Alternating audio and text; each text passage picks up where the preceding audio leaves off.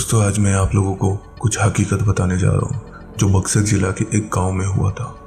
वहाँ एक परिवार था जिसमें रौनक नाम का लड़का अपने माँ बाप और भाई बहन के साथ रहता था।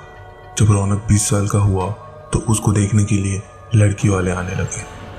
कुछ दिन बीत गया, तभी रौनक को एक लड़की की फ़ोटो अच्छी लगी।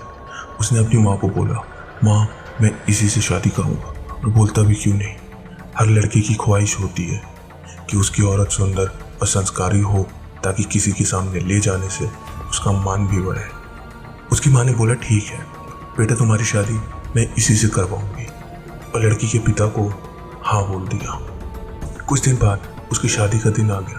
वो बहुत खुश था क्योंकि उसकी हल्दी, मेहंदी और संगीत से घर में खुशी छाई हुई थी। सारे मेहमान से उसका घर भरा हुआ था। वो मन ही मन सोच रहा था कि मैं अपनी औरत को बाहर घुमाने ले जाऊंगा और दोस्तों के साथ खूब बातें भी करूंगा कि देखो मेरी औरत लाखों में एक है। मन ही मन लड्डू फूट रहे थे उसके। और उस दिन उसका इंतजार भी खत्म हो गया क्योंकि उस दिन उसकी शादी जो हो रही थी। गांव वाले भी धूमधाम से बारात लेकर लड़की के घर पहुंचे और दोनों की शादी भी हो गई। जब सुबह विदाई हुई तो उस समय लड़की को डोली में अकेले ही ससुराल लाया जाता था। 4 कहाड़ डोली को उठाते उठाते थक गए थे।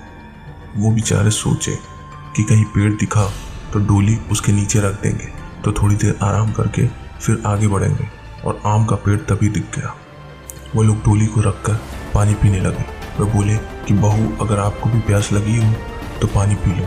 बहू ने कुछ नहीं बोला और चारों की थोड़ी सी आँख लग गई। तभी उस पेड़ की चुड़ैल नीचे उतरी और दुल्हन को मारकर उसके अंदर आ गई और डोली में बैठ गई क्योंकि दोपहर का समय था। थोड़ी देर बाद वो अपने ससुराल आ गई। लोग चार होने के बाद जब रात हुई तो रौनक अपने कमरे में गया। जब वो अपने बिस्तर पर बैठकर दुल्हन से बातें कर रहा था तभी उसे जोर से प्यास लगी। उसने कहा, मैं पानी पी कर आता हूँ। दुल्हन ने बोला, आप बैठो, मैं पानी दे रही हूँ। इतना कहकर उसने अपना हाथ लंबा करके कुएं से पानी निकालकर उसको दे दिया। इतना देखते ही रौनक जमीन पर फट से गिर गया और बेहोश हो गया। थोड़ी देर बाद जब उसे होश आया तो उसने अपने सामने घूंघट में छुपी चुड़ैल को देख लिया और भागने की कोशिश करने लगा। तभी उस चुड़ैल ने बोला, आप भागो मत, मैं आपको मारूंगी नहीं और अब मैं आपके साथ रहूंगी भी नहीं। नहीं तो आप जीवित नहीं रहोगे क्योंकि आपने हमारा चेहरा देख लिया। लेकिन ये गांव हमारी ही निगरानी में हमेशा रहेगा क्योंकि यहाँ मेरा ससुराल है।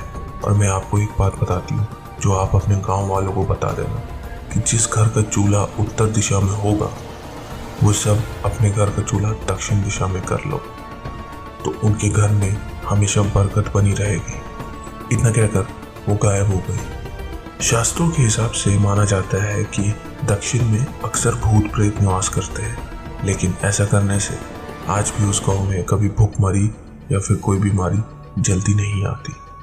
वहाँ पर सब हंसी खुशी रहते हैं।